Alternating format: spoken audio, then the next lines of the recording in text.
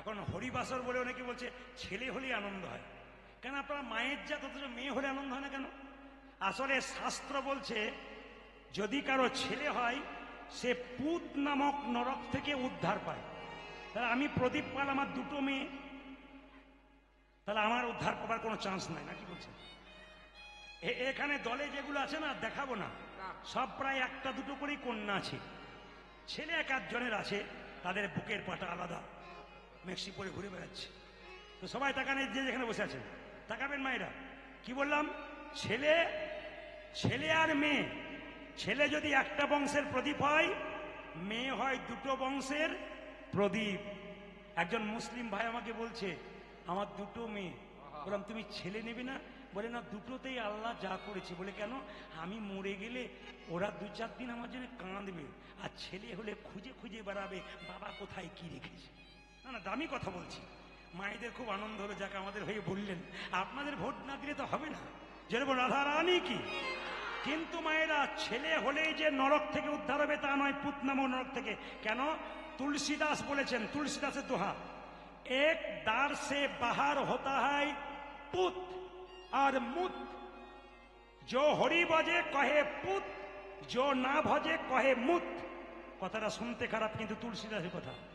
एक द्वार से बाहर होता है पुत और मुत, जो हरि भजे कहे पुत, जो ना भजे कहे मुत। একই রাস্তা দিয়ে পুত্র বেরিয়ে আসে, একই রাস্তা দিয়ে মূত্র বেরিয়ে আসে, কিন্তু যে হরি ভজন করে ছেলে জন্ম নিয়ে সে পুত্রের সমান, আর যে জন্ম নিয়ে হরি ভজন করে না সে মূত্রের সমান। তাকাবেন মায়েরা, যে যেখানে বসেছেন। তাই ছেলে জন্ম দিলে যে আপনি উদ্ধার হবেন তা নয়, ছেলে যদি কৃষ্ণ ভক্ত হয় তবেই কিন্তু আপনি উদ্ধার পেয়ে যাবেন। আমি আপনাদের বলে যাই, যে যেখানে আছেন, ছেলে মেয়ে দুটোই সমান। ঈশ্বর যেভাবে দিয়েছে যাকে, সেইটাই নিয়ে সন্তুষ্ট থাকবেন, আপনার আনন্দ আছে। আচ্ছা মায়েরা, বাচ্চা ছেলে জন্ম নিলে আপনারা মুখে কি দিন জোরে বলুন? নিম পাতা না তেঁতুল পাতা? তেঁতুল পাতা, গুড় ও মধু। আচ্ছা আচ্ছা, এবার আমি আপনাদের একটা ভুল ধারণা ভাঙিয়ে দিয়ে যাই। একটু বলুন তো, বাচ্চাদের মুখে মধু দেওয়া মানে মায়েরা কিভাবে বলুন তো? আমার ছেলে মিষ্টি মিষ্টি কথা বলবে। আহ, বড় হয়ে কি মিষ্টি কথা বলে। মা বলে একটা গামছা এনে কি বলে, চুপ করে দাও। ও মায়েরা তাকাবেন, মধুটা কেন দেওয়া হয়? আসল কাজটা শুনে এখন। মধু দেওয়া মানে মিষ্টি কথা নয়। আজ আমি শাস্ত্রের রেফারেন্স দিয়ে দেবো, আমি ধরে ধরে বলে দেবো কোন বই থেকে বলছি। যদি কেউ পড়াশুনো করেন, আমার কথাগুলো জানবেন, বইটা পড়ে দেখে নেবেন, মিলিয়ে নেবেন। প্রথমটা কি? মধু দেয় বাচ্চা জন্ম নিয়ে। কেন? বাচ্চা জন্ম নিয়ে কান্নাকাটি করে, মায়ের দুধ পান করতে পারে না, কান্না বন্ধ করার জন্যে মধু দেয়। মধু কখন দিলে বাচ্চা মিষ্টি মিষ্টি কথা বলে এটা কারো জানা নাই। আমি এই বছর একটা বই পড়তে পড়তে খুঁজে পেলাম। বইটার নাম কি? হিন্দু ধর্ম কি এবং কেন। বইটার লেখককে লোকনাথ কবিরাজ। তাতে দেখতে পেলাম দুটো বইয়ের নাম, একটা গভীর গৃহসূত্রকার, একটা পরাশর গৃহসূত্রকার। গভীর গৃহসূত্রকার বইতে বলল কখন বাচ্চাকে মধু দিলে মিষ্টি মিষ্টি কথা বলে। এবছর বলবো না, 3-4 বছর পরে এসে বলবো, না বলে দেবো কখন। গভীর গৃহসূত্রকার বলছে যে বাচ্চাকে আতুর ঘর থেকে 21 দিন পর নিয়ে গেলেন, মন্দিরে শুয়ে দেবেন স্নান করিয়ে, মুখে একটু মধু দিয়ে ভগবানের কাছে বলবেন, প্রভু আমার ছেলের জন্য মিষ্টি মিষ্টি কথা হয়। কোন বইতে বললো? আবার বইটা রেফারেন্স দিই, গভীর গৃহসূত্রকার যারা পড়েন। দ্বিতীয় বইটার নাম কি? পরাশর গৃহসূত্রকার। সেই বইতে বললো বাচ্চাদের যেদিন অন্নপ্রাশন, মুখে ভাত, সেই দিন যদি কোনো মা পরমান্ন দেবার আগে একটু মধু দিয়ে ভগবানের কাছে করজোরে প্রার্থনা করতে পারে, আমার ছেলের মিষ্টি মিষ্টি কথা হোক, শাস্ত্র বলছে আপনার ছেলে মিষ্টি মিষ্টি বলবে। এইবার আপনাদের পরবর্তী বংশ যারা জন্ম নেবে বাচ্চা, গভীর গৃহসূত্রকার, পরাশর গৃহসূত্রকার, এগুলো পড়ে আপনারা জানতে পারবেন ছেলে মিষ্টি কথা বলছে কিনা। আপনি একবার ব্যবহার করে দেখুন। কিন্তু এখন লক্ষ্য করুন, কৃষ্ণমণ্ডলের বাড়িতে এত অভাব যে ছেলেকে মধু কেনার কোনো পয়সা নেই। ওই যখন মধু দিতে পারলাম না তো কি হবে? কি করবো জানো? দুই কানে শোনাইল মধুর হরিনাম, দুই কানে শোনাইল মধুর হরিনাম, দুই কানে শোনাইল মধুর হরিনাম, দুই কানে শোনাইল মধুর হরিনাম। হরিনামে শোনালো, হরিনামে শোনালো, হরিনামে শোনালো, হরিনামে শোনালো। সংসারের কথা শোনার আগে হরিনামে শোনালো, সংসারের কথা শোনার আগে হরিনামে শোনালো, সংসারের কথা শোনার আগে হরিনামে শোনালো।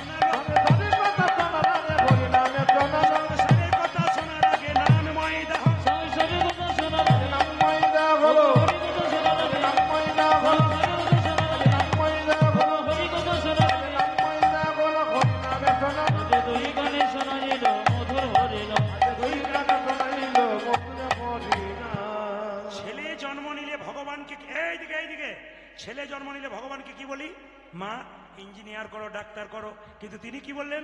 আশীর্বাদে করো গো, আশীর্বাদে করো গো, আশীর্বাদে করো গো, আশীর্বাদে করো কি কি কি যেন ভাগবতে পড়তে পারে, আশীর্বাদে করো গো। যেন ভাগবতে পড়তে পারে, আরে আশীর্বাদে বাবা, করো গো। যেমন বাবা যেমন মা তার সেই রকম সন্তান কি চাইছে দেখুন, আশীর্বাদে করো গো, আশীর্বাদে করো গো, আশীর্বাদে করো গো, আশীর্বাদে করো গো, ভাগবতে পড়তে পারে, আশীর্বাদে করো গো। যেন ভাগবতে পড়তে পারে, আশীর্বাদে করো গো। সংকীর্তন গাইতে পারে, আশীর্বাদে করো গো, যেন সংকীর্তন গাইতে পারে, আশীর্বাদে করো গো, সংকীর্তন গাইতে পারে, হরি হরি হরি, যেন সংকীর্তন গাইতে পারে, হরি হরি হরি বলে, ভাগবতে পড়তে পারে, হরি হরি হরি যেন বলে, সংকীর্তন গাইতে পারে, হরি হরি হরি বলে, যেন ভাগবতে পড়তে পারে। হরি হরি হরি বলে, আশীর্বাদে করো গো। ও দুই কানে শোনাইল মধুর হরি ও নাম, জয় তুই কানে শুনাইল মতন ঘটে না। যে যেখানে বসে আছেন আপনাদের ঝিঙ্কি হাটে বলতে হবে না, এখানকার ছেলে মেয়েদের নাম আপনারা কৃষ্ণ বিষ্ণু নারায়ণ রেখেছেন নিশ্চয়ই, কিছু মনে করবেন না। সিরিয়াল দেখে দেখে নাম রাখে অনেকে, এই নাম রাখার দরকার নাই, কারণ সিরিয়ালের নাম রাখতে গেলে ওই রকম চরিত্রের ছেলে হবে। আপনাদের একটু প্রমাণ দিয়ে দেয়, যে যেখানে বসে আছেন সিরিয়ালে দেখবেন 60 বছর বয়সের লোক 23 বছরের মেয়েকে বিয়ে করছে, নাম করে আর লাভ নাই। তাহলে ওই রকম নাম যদি রাখেন তাহলে সন্তান তো ওইরকম তৈরি হবে না। না, সিরিয়ালের নাম দেখে নয়। এমন ও মায়েরা, অজামিল ছেলের নাম কি রেখেছিল? কি নাম রেখেছিল? নারায়ণ। ছেলে একদিন নারায়ণ, অজামিল একদিন নারায়ণ বলতে বলতে উদ্ধার হয়ে গেছিল। অজামিল চোর ছিল, ডাকাত ছিল, তবু উদ্ধার হলো। আপনাদের কাছে নিবেদন রইল, ছেলের নাম কৃষ্ণ বিষ্ণু নারায়ণ রাখবেন, আপনার লাভ আছে। একটা প্রমাণ দিয়ে দিই, কালকে যেখানে গাইছিলাম সামনে দুটো ছেলে বসছিল, বললাম তোদের নাম কি রে? বলছে আমরা দু ভাই, আমার নাম আপেল, ওর নাম আঙ্গুর। বললাম তোর বাবাকে ফলের দোকানে যাবার দরকার হবে না, আপেল আঙ্গুর ঘরেই পেয়ে যাবে। কি সুন্দর নাম রেখেছি দেখুন। আবার দেখবেন, কিছু মনে করবেন না যে যেখানে বসে আছেন, আমি একটা বাড়িতে গান করছি, বাড়িতে বাসা, তো 5টা ছেলে খেলা করছে। আমি জিজ্ঞেস করলাম দাদাকে, ছেলেগুলো জ্বালাচ্ছে দাদা, আমাদের ঘুমাতে দিচ্ছে না। তো বলছে ছেলেগুলো বাইরের নয়, আমারই। বললাম বাহ, আপনি তাহলে পঞ্চপাণ্ডবের বাপ? বলছে হ্যাঁ। তাহলে নাম রেখেছেন যুধিষ্ঠির, সহদেব, নকুল, অর্জুন, ভীম। বলছে ও নাম কে রাখে? বড়র নাম ঝন্টু, মেজর নাম নন্টু, তারপর নাম কি মন্টু, ঝন্টু, নন্টু, আর 4 আর 5 হলো নাট আর বল্টু। আমি বললাম দাদা কিছু মনে করবেন না, শেষের দুটো নাম আপনার কাজে লেগে যাবে। বলছে বুঝতে পারলাম না। এখন বুঝবেন না, যখন বয়স হবে তখন দেখবেন নাট বল্টু আপনাকে টাইট দিতে শুরু করবে, তখন বুঝবেন কি হয়। ছেলের নাম কি রাখলো মা? দুঃখের সংসারে জন্ম নিল, নাম রাখলো দুঃখী মনি। বাবা বলে উঠলো, দুঃখী রে, তোকে জগন্নাথ মন্দিরে কত কৃপা করে পেলাম। ওই জগন্নাথ মন্দিরে কত কৃপা করেছে, আর 5টা ছেলের মতো তোর জন্ম হয় নাই, তোকে কত কষ্ট করে পেয়েছি। মানুষ জন্ম লাভ করার একমাত্র উদ্দেশ্য কি? ভগবানের চরণ লাভ করা। ছোট্ট দুঃখী সকালবেলায় বাবাকে জিজ্ঞেস করছে, বাবা ভগবান পেতে গেলে কি করতে হবে? বলছে আগে গুরু ধরতে হবে। বলে গুরু কোথায় পাবো? নবদ্বীপ কালনায় বড় বড় গুরু আছে, তাদের চরণ ধরলে তুই বৃন্দাবনে রাধা গোবিন্দের সেবা পাবি। রাত্রিবেলায় বাবা মা শুয়ে আছে, দূর থেকে বাবা মাকে প্রণাম করে দুঃখী চলে যাচ্ছে নবদ্বীপের পথে, আর গাইতে গাইতে যাচ্ছে, বাবা আমি চলে যাই, চলে যাব, আমি চলে যাই, দাও গোবিদা। উলধ্বনি, উলধ্বনি। আমি চলে যাব,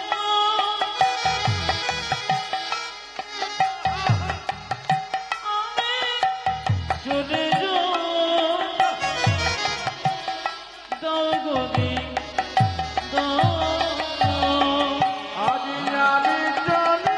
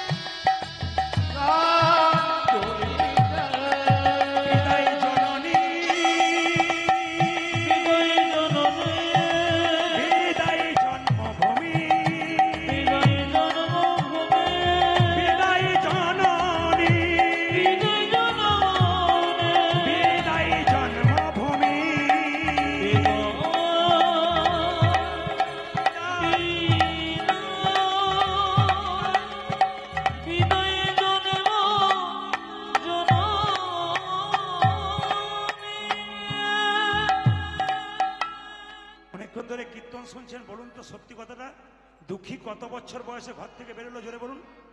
5 বছর বয়সে দুঃখী যখন, সাউন্ডটা কমে গেল, 5 বছর বয়সে দুঃখী যখন ঘর থেকে বেরোচ্ছে, রাস্তায় যাকে দেখছে তাকে বলছে, ও দাদু, ও দাদু, নবদ্বীপ কোন দিকে?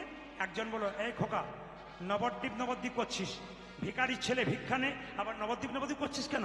ছোট্ট দুঃখী বলে উঠলো, ঠিকই বলেছো, আমাকে ভিখারি বলেছো, তবে আমি টাকা পয়সার ভিখারি নই। আমি কিসের ভিখারি জানো? আমি প্রেমের ভিখারি, করি প্রেম ভিক্ষা করি, করি যাব গো নদিয়ায়,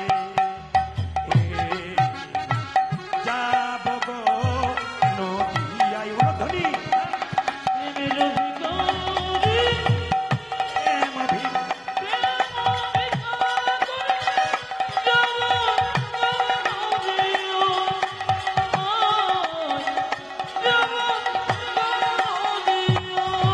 আমি প্রেমের ভিখারি, প্রেম ভিখারি, যাব নদিয়া, যাব নদিয়া। হরি হরি বল, দুটি বাহু তুলে হরি বল, হরি হরি বল, হরি হরি বল, দুটি বাহু তুলে, হরি হরি ভোরে দুটি বাহু তুলে, যাব গো নদিয়ায়, যাব গো নদিয়ায়। উলধ্বনি, প্রেমের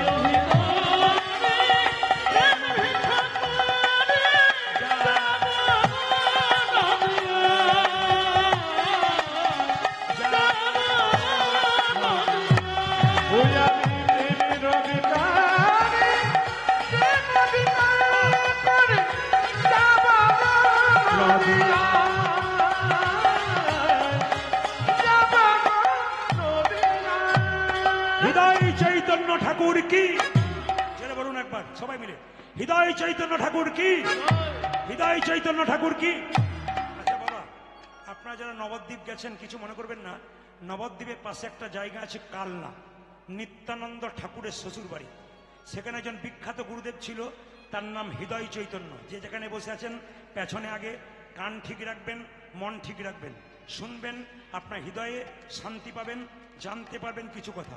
তাকান, হৃদয় চৈতন্য যে না জয়ধ্বনি দিয়েছে, বেরিয়ে এসে বলল, কে তুই? আমার নাম দুঃখী। কত বছর বয়স? 5 বছর। কি জন্য এসছিস? আমি দীক্ষা নিতে এসেছি। দাঁড়া, দীক্ষা মানে কি? মায়েরা এতজন কীর্তন শুনতে এসছেন, দীক্ষা সবাই নিয়েছেন, হাত তুলে বলতে পারবেন দীক্ষা মানে কি? জেনে নিন, দীক্ষা মানে কি? দিয়ে খা। দীক্ষা মানে কি? ও মায়েরা, দীক্ষা মানে কি? দিয়ে খা। সকালবেলায় স্নান করে ভগবানকে দিয়ে যে না খাই, তার দীক্ষা নেওয়ার কোনো দাম নাই। যারা অনেকে গর্ব করে লোকের সামনে বলছেন আমার দীক্ষা হয়ে গেছে, আপনার কোনো লাভ নাই। যে সকালবেলায় ঘুম থেকে উঠে স্নান করে ভগবানকে তুলসী পত্র দেবেন, তারপর আপনি খাবেন, তবে দীক্ষা নেওয়া সার্থক হবে, নইলে আপনার জীবন বেকার হয়ে যাবে। তাকাবেন যে যেখানে বসে আছেন, ভগবানকে তিলক, এদিকে এদিকে, খুব দামি কথা, যারা জানেন না তারা জেনে যান। ভগবানকে তিলক দিতে হয় কোন আঙুলে? গুরুদেবকে তিলক দিতে হয় কোন আঙুলে? এখানে ভক্তরা বসে আছেন, কেউ যদি তিলক নিতে চায় কোন আঙুলে দেবেন? কেউ যদি মারা গেছে তাকে কোন আঙুলে দেবেন? তাকাবেন, এটা কিন্তু দারুণ শিক্ষণীয় বিষয়। অনেক দিন ধরে কীর্তন শুনছেন, দাবি কথাগুলো শুনবেন কি? যদি কেউ মারা যায় তাকে তিলক দেবেন কোন আঙুলে? যদি কেউ গুরুদেব হয় তাকে কোন আঙুলে দেবেন? ভগবানকে কোন আঙুলে তিলক দেবেন? তাকান আমার দিকে, ভগবানকে তিলক দেবেন এই আঙুলে। কেন? এটার নাম বৃদ্ধাঙ্গুষ্ঠী, এটার নাম তর্জনী, এটার নাম মধ্যমা, এটার নাম অনামিকা। অনামিকা মানে কি? ভগবান বিষ্ণুর আঙ্গুল। এই আঙ্গুলে করে ভগবানকে তুলসী পত্র দেবেন, এই আঙ্গুলে করে ভগবানকে বাতাসা দেবেন, এই আঙ্গুল করে ভগবানকে তিলক দেবেন। 2, আপনি নিজেকে কোন আঙ্গুলে তিলক দেবেন? নিজেরা যারা তিলক নেন তারা কোন আঙ্গুলে তিলক নেবেন? তাকিয়ে দেখুন, নিজেকে তিলক নেবেন এই আঙ্গুলটা, মধ্যমা।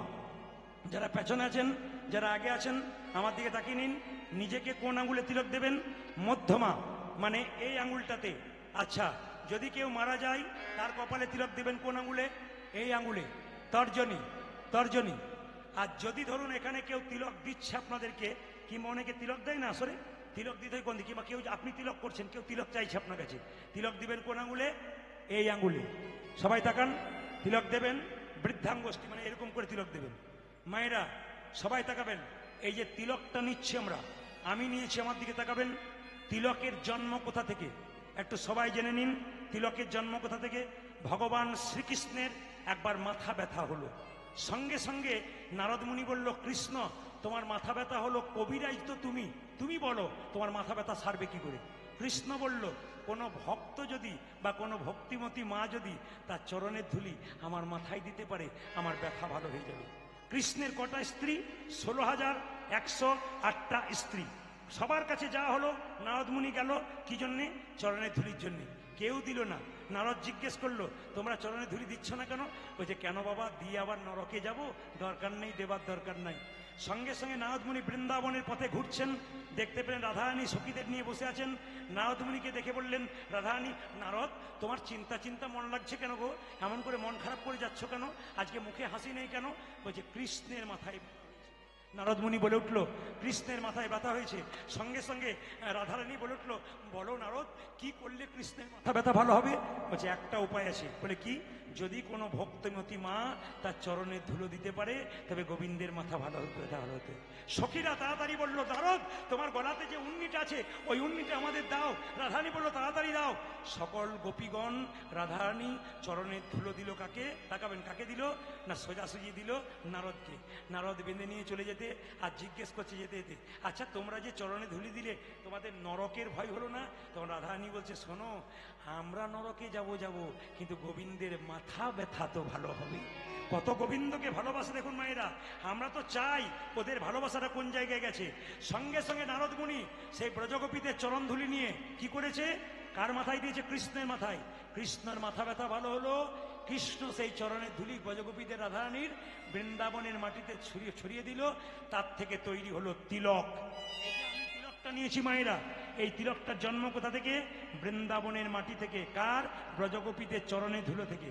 তাকাবেন আমার দিকে, এই যে তিলক দেখতে পাচ্ছেন, ডান দিকে একটা দাগ, বাঁ দিকে একটা দাগ, মাঝখানটা ফাঁকা। এই জায়গাটার নাম কি? ডান দিকটার নাম কি? ব্রহ্মা। বাঁ দিকটার নাম কি? মহেশ্বর। মাঝখানে ফাঁকা জায়গাটা কি?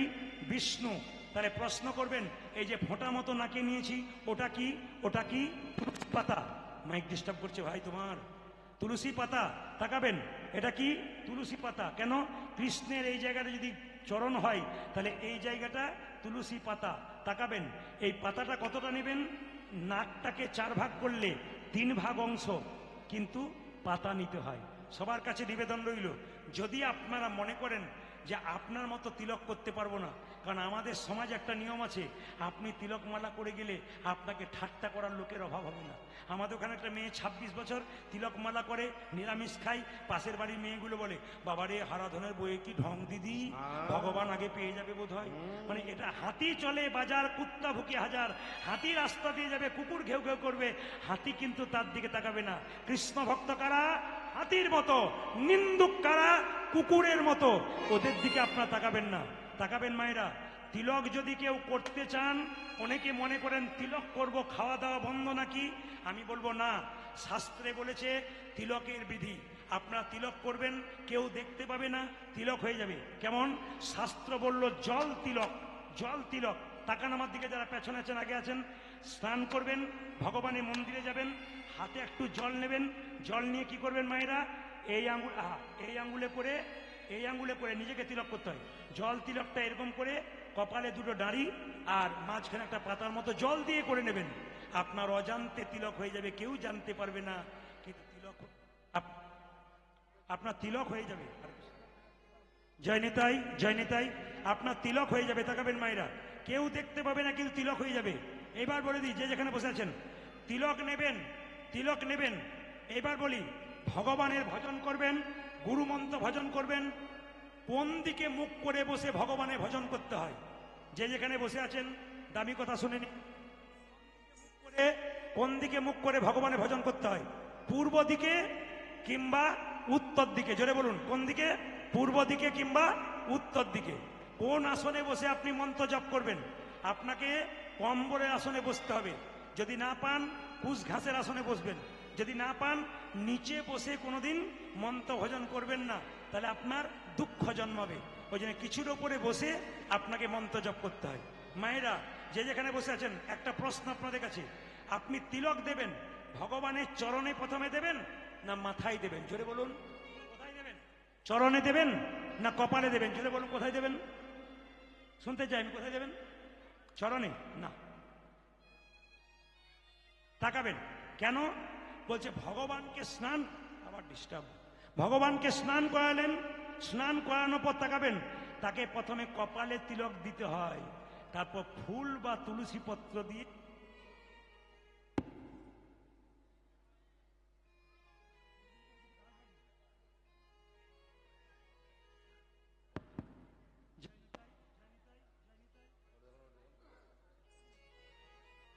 জয়নিতাই জয়নিতাই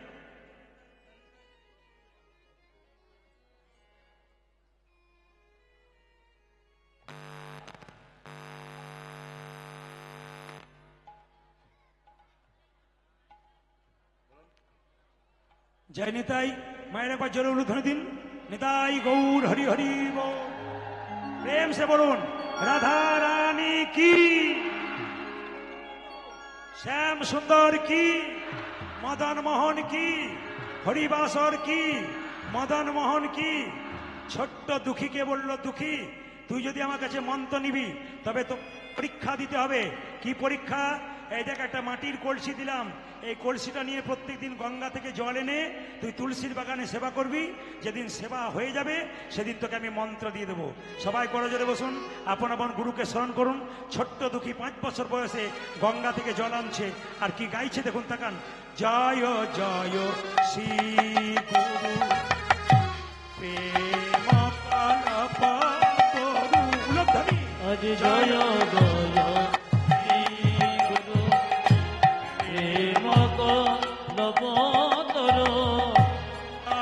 জয় শ্রী গুরু প্রেম আজ জয় জয় শ্রী গুরু প্রেম আদিভূত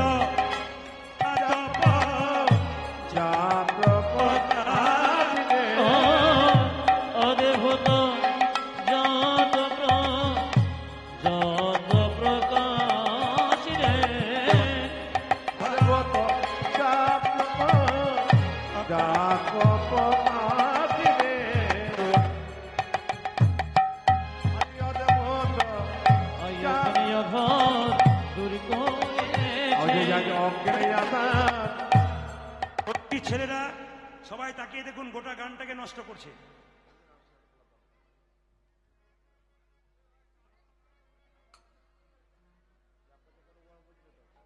আমার অজ্ঞানী আধারে দূর করেছে, আমার অজ্ঞানী আধার দূর করেছে, জ্ঞান চাঁদে প্রকাশ করে অজ্ঞান আধারে দূর করেছে। জ্ঞান চাঁদে আমার অজ্ঞান আধারে দূর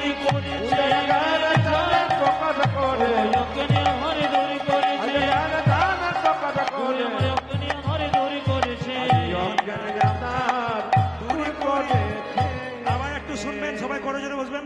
অযাচিত মহেন পতিত হেরি জপ, অজে অযাচিত মহাভেদ, সবাই মিলে ভক্তি করে তালি দেবেন। হেরি অযাচিত মহেন পতিত হেরি জপ,